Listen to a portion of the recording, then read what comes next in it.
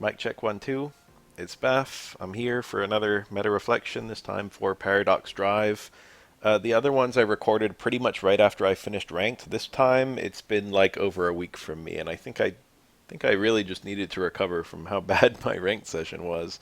I played like 2 hours on the day that ranked came out, and then 12 hours on the day after ranked, and it took that long. It took 14 hours for me to go to Ultra Ball 3 to Master Ball. Um, and the reason it took so long is because I kind of didn't do that well this time. Let's go ahead and take a look at my decks real quick. Or should I look at the ranked screen first? I guess we should look at the ranked screen first. This is embarrassing. I don't even really want to do it. I don't want to open it up. Most of the other seasons I've had like a somewhere between a 50 and a 60 win rate. This time it was not so great. I'm kind of, I'm dragging it out, but I'm waiting for the thing to load. Yeah, 43. Oof, ouch. 59 wins, 77 losses. That's how long it took. Okay, actually, I played a few games since ranked, since I hit Master Ball, so it didn't take that many. To subtract a few. But that is an abysmal win rate, and with a win rate like that, it's really hard to even climb. And what's annoying is that after, I think, 4 hours, I had a win that would have put me in Master Ball, and then also after like 7 hours, I had a win that would have put me in Master Ball. There were like repeated times where I got to Master Ball. I had like pretty early win streaks actually, and I got to Master Ball. I got like within a few wins of it where the streak bonus would have carried me over, and then I just kept getting these critical losses. And then I kept like going on losing streaks right after. I got very unlucky, unfortunately. Let's take a look at the decks we used. I guess I can just do it from here. I don't have to go all the way to my deck screen or anything. I looked at the rankings of all the decks, like the how they were all performing online and whatever, and they were all every type was doing pretty well. And I was like, okay, if every type is getting about equal win rates, then that means I can really just play whatever. So let's play a type I haven't played in a long time and kind of, get the full experience. So I went in with Lopunny. And this was basically just me shooting myself in the foot repeatedly. Because one deck type I don't really like playing are decks with extremely high variance, and then another deck type I'm kind of nervous playing are decks that don't really have counterplay into the main decks that you're seeing online currently. So having a weakness to Psychic is not a huge deal, but this deck has just about nothing in the way of safety against sleep, for example. Um, so I was like, previous seasons where I was fighting sleep decks, I had stuff I could do against sleep, but this time I was just at the mercy of my opponent, at the mercy of the coin flips. There's no Ogre Pawn to save me.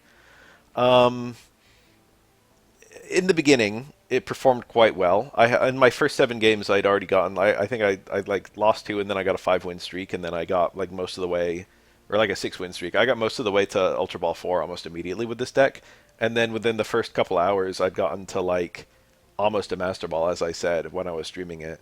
And then I kept getting the lucky flips. So the thing about this is Mega Lopunny is that if you have a Lucario on the bench and you play a Will, Lopunny has a 50-50 chance of hitting 200 damage.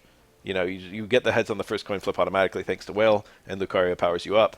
So you're doing either 110 guaranteed or 100 or 200.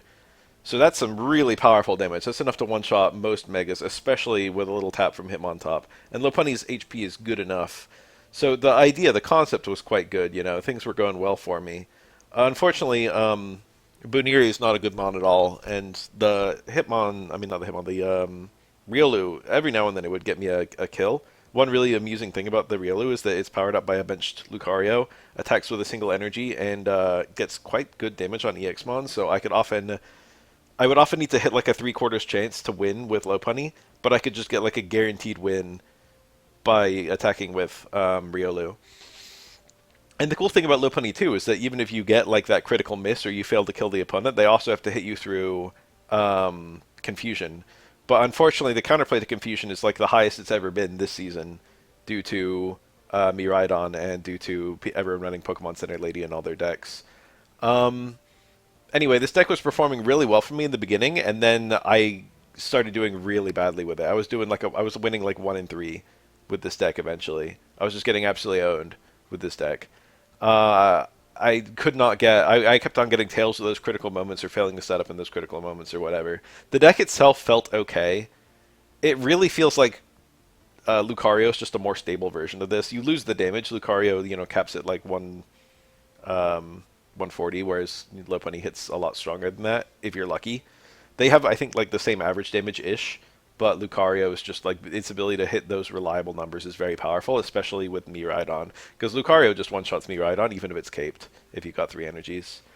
So I would just not have to worry about the coin flips, and that would also free up the slots in my deck from both the Will and the whole Booneri line, you know? So I would have a whole bunch of extra trainers to be able to run, so I'd be able to get away with running stuff like Karina or Pokemon Center Lady or whatever.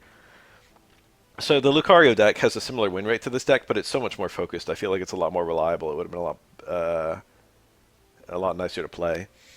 I didn't check my overall win rate with this deck specifically, but again, I played for 12. I streamed it for 12 hours, and then 2 hours before that, before I started streaming, and on hour 7 of the stream, I think, or like no, it was like hour 9 of the stream. It was somewhere around there. It was pretty deep in the stream. I was like, this is a funny deck. I was like back where I started almost. I was like at the beginning of Ultra Ball 4. I was like, this. I'm not making any progress with this funny deck. I need to change. And so I looked at the decks, and I was like, I was thinking about the decks I'd been playing offline that I was having the most fun with, and it was the Swords of Justice. So I just went in with the swords. And my win rate was still a little shaky, but it was a lot higher. I had an over 50% win rate with this deck, and it still took me a little bit to get over to Master Ball, though, because my wins just weren't in a row. The thing is, because of the way win streaks work, you only get a net. If you win one and lose one alternating, you only get a net 1.5 points per game, you know? And to go up 110 points, that takes forever. So you're just relying on your win streaks, and I just wasn't getting win streaks due to just random chance. This deck is really fun to play. This is probably currently the best non-EX deck in the game. I'm not sure about that, but I think it probably is. Iron Crown is really good in the early game. Iron Valiant is good enough, and what it provides for the other two is extremely good. And then Iron Boulder is surprisingly good in the late game, and the opponent has to kill 3 things in order to beat you because, you know... and then the switching feels really good too, thanks to the Peculiar Plaza. Plus, I have Pokemon Center Lady, so I can wake myself up from sleep. And it's not too hard at all for Iron Crown to get enough damage to one-shot an Igglybuff or something like that.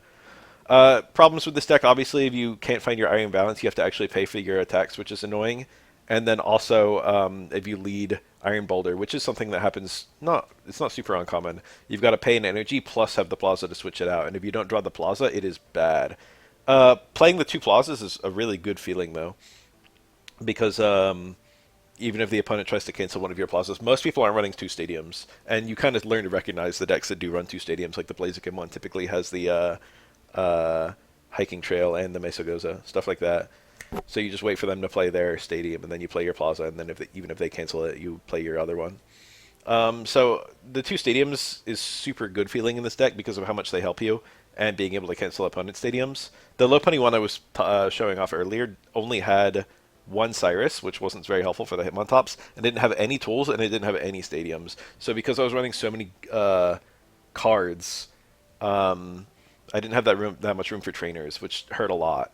This one has a lot of room for trainers because you're only running like 3 Mons, but you've still got 6 basics because it's an all-basic deck. So it's kind of like the best of all worlds. You have so much room for utility. So I've got stuff like the Booster Energies and the Cape, so I always have something to put on the Boulder. Booster Energy on Crown was frequently helpful. I even had a couple games where I put the Booster Energy on a Valiant and had the Valiant kill something, you know, because its damage isn't based on the number of Mons the opponent has deployed like Crown's is. And then, you know, Booster Energy Valiant hitting 140 for 2 energies is very good in the end game if you've got some Valiants up.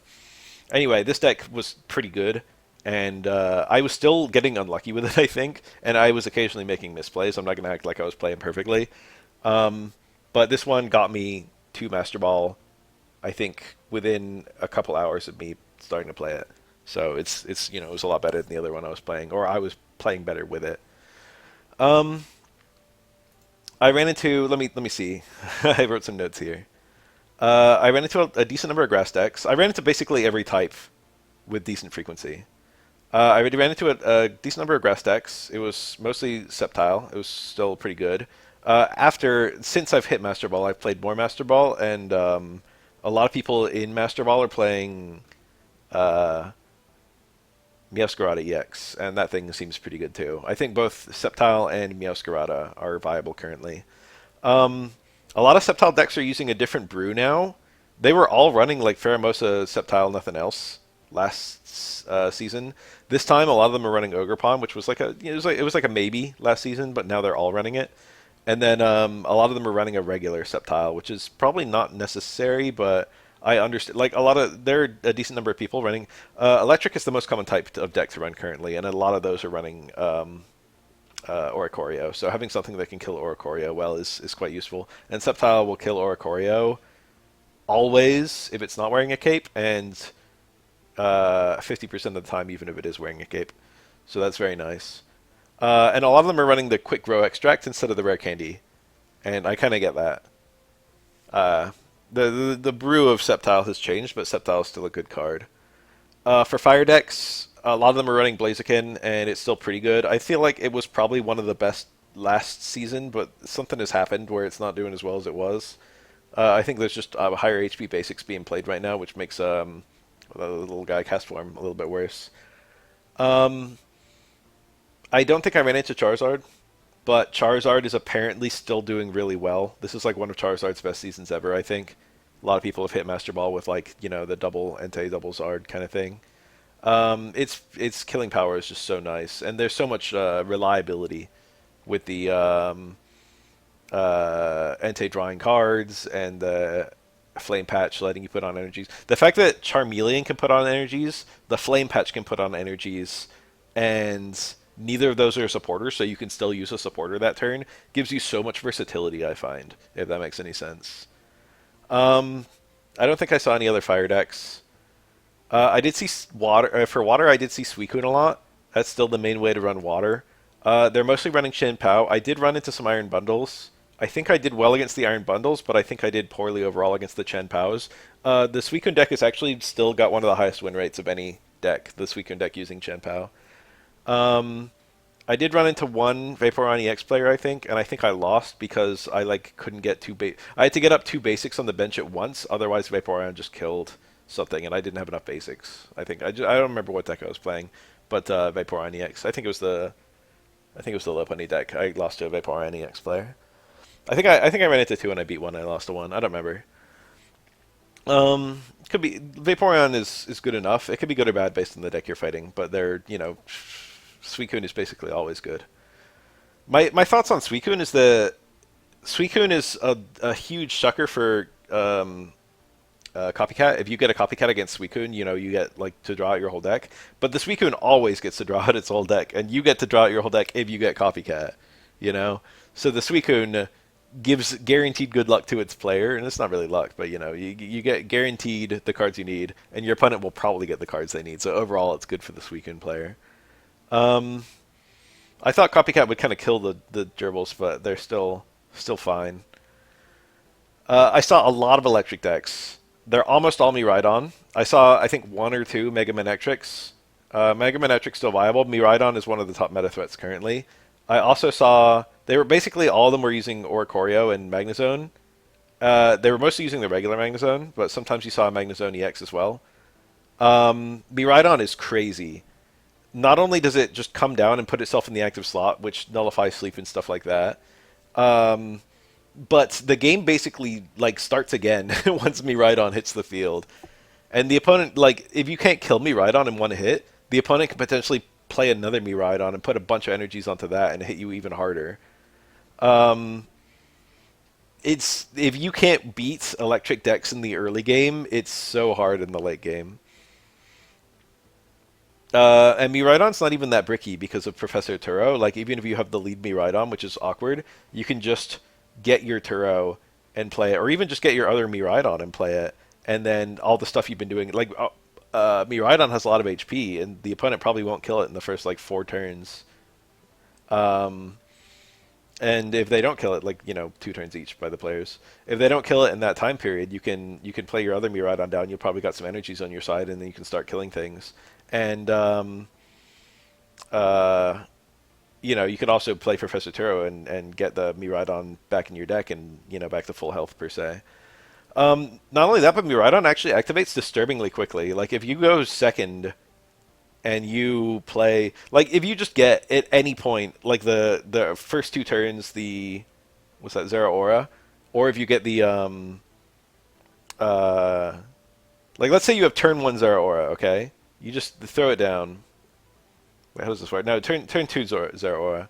You throw it down, and it's in your lead slot, and it can't attack because it has no energies. But you put an energy on it, and then it gets another energy at the end of your turn. And then your next turn, turn four, you can just throw down like your Miraidon. You're already doing what 80 damage because you can already attack with it. You're getting the two energies from the Zera Aura plus the turn energy. So that thing actually activates really quickly in the early game, and then also has insane power in the late game due to having no damage cap. I did play Miraidon prior to ranked starting, and Miraidon mirror matches are very stupid, and that's one of the reasons I didn't really want to play Miraidon this time. But yeah, it's kind of like a game of chicken. Like whoever deploys their Miraidon second is the winner, because every time the Miraidon dies, it loses all the energy for your whole side of your field, which is okay if you have two benched Magnetons, but that's the only time it's okay. Psychic was almost all Altaria. There were almost no people running actual Psychic cards. Almost all the Altaria decks were just running Sleep Spam. I did see a couple people with like Pumpkaboo and all that, and Pumpkaboo is still good. It's like actually I think it has like the highest win rate of any deck is the Altaria Gorgeist deck. But most people aren't running that. Most people are running the Espeon and stuff. In my initial impressions video, I'm so sorry guys. I'm so sorry. I took one look at Espeon and I was like, okay, it's one of those 40 damage for one energy evolve mons. Those are not that good, so like whatever. And I just didn't even think about it. Okay, I didn't even think. But what I missed, one, you've got the Eevee, which evolves the turn it's played. So you've got the same kind of concept as the beginning bolt Jolteon, where you can kind of attack immediately. You can have a turn to attack. And two, causing sleep is amazing for Darkrai. And three, it's Psychic type, so it just slots into existing Altaria decks. Not only that, but you actually, a lot of Altaria decks were only running like 6 basics in last season. But now, Altaria decks are running like, you know, the 2 Eevees, the 2 Darkrai's, the 2 Igglybuffs, and the 2 Swablues. So you have like 8 basics, so you can get your full powered Altaria a lot more consistently. And Espeon, like oftentimes the Altaria doesn't even need to do anything because you'll win in the early game with like Igglybuff or Espeon with just the bench Darkrai. I don't really like this ranked music. I'm gonna get back to a different screen. Um, is it still playing this? Does it just always play this? Is this the deck music? There it goes. It changed. I normally have the music muted for this. Let's look at the. I didn't play this deck, but let's just look at it. This is like the meta Altaria deck that people are running. Yeah, Sleep Spam is actually super annoying. I completely missed how powerful the Espeon was, thanks to Darkrai plus the Instant Evolution Eevee, plus the synergy with Altaria for giving you both basics and the Psychic Energy. So yeah, that's one of the top meta decks. I don't think I saw Gardevoir EX at all. I don't think I ran into the swords myself, even though I was playing the swords for a lot of that. I think I ran into them like once. I definitely ran into Ceruledge, but I don't remember if it was during ranked or if it was after I did ranked. Ceruledge is okay. It's one of the better EXs they've ever made, event EXs. I think I beat it though. Ceruledge could be a huge nuisance against the Megas that discard energies, Blaziken and Sceptile. But that's a could be. Fighting, I ran into a lot of fighting decks. It was probably the most common type I ran into after Electric. They were almost all Hitmontop Mega Lucario or Greninja Mega Lucario. I did see a couple of Koraidons, and I think I won almost all of them. Koraidon is bad, basically. I think Koraidon with the absolute... I think the... what's that? The ancient Donphan thing. Great Tusk. I think there's a Great Tusk Koraidon deck now that is okay, but it hadn't kind of been brewed yet when people were playing ranked on day one. Koraidon decks basically instantly lose if you lead Koraidon, unfortunately. There's no Professor Turo to get it off the field, and yeah, you can get it off the field with the other Koraidon. It's kind of lacking in power, too. Like, they just assume that you have, like, the arena active and that you play the... what's her name? Karina. The 110 damage is terrible, honestly. Like you really want 140 that you can power up even more. Like 120 you can power up even more. 110 is just critically bad for the strength, and then it has a negative attack effect too. It's still really useful to get all your energies in one place to kind of recycle them.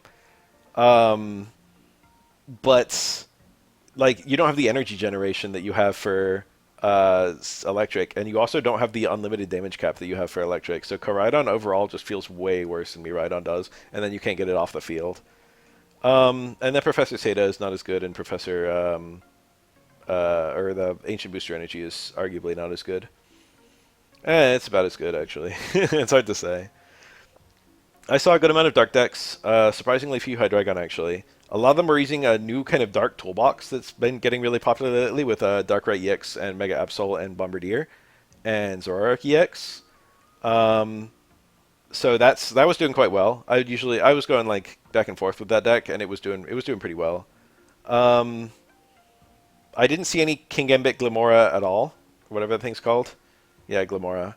From what I've heard, it's gimmicky and bad. The win rate on that deck is not very good at all. And it's just like, oftentimes the King Gambit just doesn't get ready in time, or it just doesn't do enough damage, or you lose the points from losing the uh, Glimoras. There's a lot that can go wrong. Sabrina kind of screws you up too. Metal, I didn't see almost at all. I did see a couple Scizor. I don't think I saw any other metal decks. I don't think I ran into a Steelix at any point. I did see two Terrapagos decks. I think I beat one of them and lost to the other one. That one's pretty good. Thanks to the babies, it sets up like really quickly. So it's pretty easy to like get a turn energy plus a baby energy plus a turn energy and already start attacking with it, even without juggler or anything like that. And then that's already doing like 100 damage, that you can have as early as turn 4. It's kind of crazy. So people run like 3 energies that babies don't give, plus 3 different babies, plus like, sometimes like Altaria or stuff like that. Terrapagos is okay, I think. What were the EXs of this set? Iron Bundle is kind of outclassed by Qian Pao. It's definitely playable, it's just outclassed by Qian Pao. You'd rather have Qian Pao killing something on the bench than Iron Bundle getting a maybe 2k. But Iron Bundle came out at the wrong time. It's like Lopunny, where unfortunately everyone's running Pokemon Center Lady. So if they weren't running that, Iron Bundle would be a lot better. It's definitely playable. It's outclassed. I'm going to give it like a 7 out of 10. Okay. Fluttermane, its main claim to fame is how much it helps Mega Gardevoir, I think. But Mega Gardevoir is not even that great. And Fluttermane, I think you would slot into it Mega Gardevoir decks from now on, just because it allows you to get Mega Gardevoir damaged and kind of play on more easily. It's a useful asset, but Mega Gardevoir itself is not amazing, is my opinion. So it's not amazing either. It's probably like a 5 out of 10 card. Koraidon's like a 4 out of 10 or a 3 out of 10 or something. It's too likely that it bricks.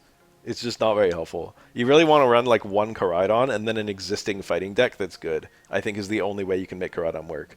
And it's just too bad if you start Koraidon. Miraidon's like a 10 out of 10 card. It's a huge asset to electric decks. It slots into them really easily. It slots into decks that were already top tier before it existed, was my opinion on it. Like Oricorio, Magnezone was already top tier before Miraidon, and now Miraidon just makes it even better. Terrapagos, probably like a 7 or an 8 out of 10. It seems okay. Other notable cards this set, I didn't see any Ancient Mon spam. Like, the dragons, the Walking Wake, and the whatever. I didn't see any of that. Didn't see any Professor Seda. I didn't see any Iron Moth, the only fire type of this entire set.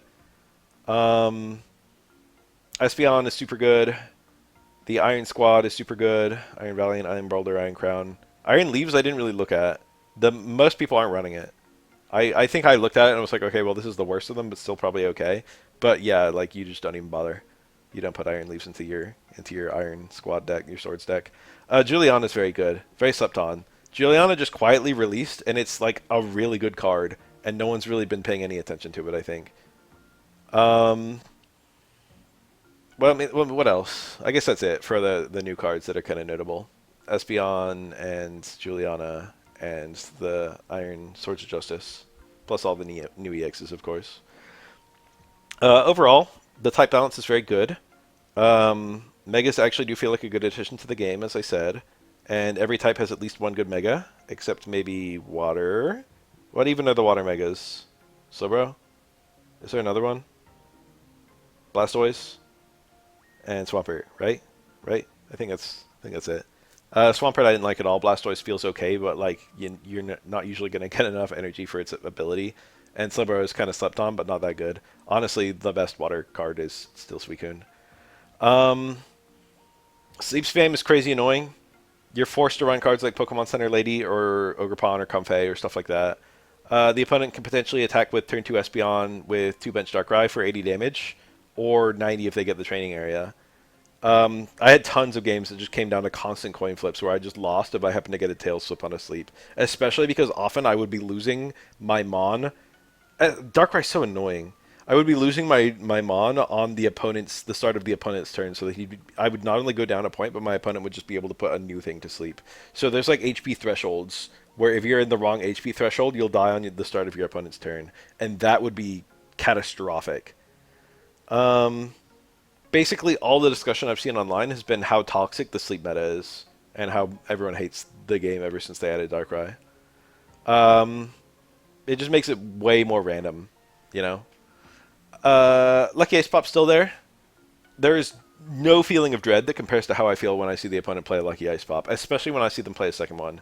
Um, that being said, it wasn't the difference maker in almost any game I played. And this time I myself didn't play it, so I didn't have to, deal with that either. Generally, I mostly just feel that I kind of, like, I had a bad time playing ranked, but I think it's, well, I had a good time playing ranked because I streamed it, so I got to shoot the shit with my chat. But, like, the ranked itself was bad, but I think it was only bad for me because I was playing a deck vulnerable to all the stuff I hate, with the high variance on all the coin flips, plus the vulnerability to sleep. If I played a stronger deck that was less vulnerable to sleep, like Sceptile and Rhydon, I think I would have had a lot more fun. And also, for what it's worth, I've now played the Espeon deck a lot myself, and I hate to say it, but it's actually a really fun deck to use. It's just a terrible deck to face. Anyway, this is going to be a really short one because I actually have nothing to say about the interesting games because I streamed it, I just recorded my entire session playing ranked. So if you want to know what my games were like, then you can just go and watch them. They're all on YouTube now. Well, they will all be on YouTube shortly. Anyway, thanks for watching.